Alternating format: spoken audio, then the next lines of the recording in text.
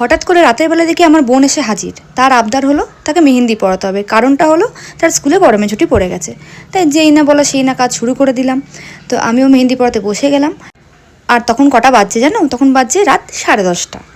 তো খাওয়া দাওয়া পার্ট সব রেখে আগে বসে বললাম মেহেন্দি পরাতে, কারণ মেহেন্দি পরাতে বেশ অনেকটাই সময় লাগে। আর আমি তো আর প্রফেশনাল মেহেন্দি আর্টিস্ট নই, তাই আমার একটু টাইম লাগে মেহেন্দি পরাতে।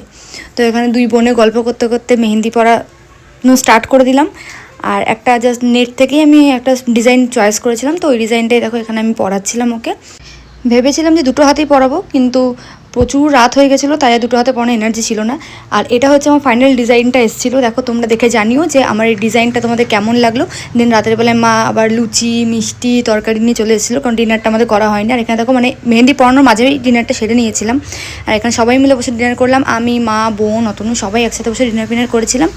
দেন ডিনারের পরে হঠাৎ করেই একটু মিষ্টি মিষ্টি কিছু খাবার ক্রেভিং হচ্ছিলো, মিষ্টি খাওয়ার পরেও। তো ফ্রিজে দেখলাম আইসক্রিম আছে, তো আইসক্রিমটাই আবার কেটে সবাই মিলে খাচ্ছিলাম। আর এই আমুলের টুটি ফ্রুটি আইসক্রিম খেতে আমার খুব ভালো লাগে। তো আমার মতন তোমরা কে কে এই আইসক্রিমটা খেতে ভালোবাসো আমাকে কিন্তু কমেন্ট করে জানিও। আর এখানে সবাই মিলে বসে একটু আড্ডা দিচ্ছিলাম আর সাথে আইসক্রিম খাচ্ছিলাম। আমার বোনের নাটকটা দেখো, ওর যে ক্যামেরার সামনে মুখ দেখাতে যে কী লজ্জা লাগে আমি জানি না।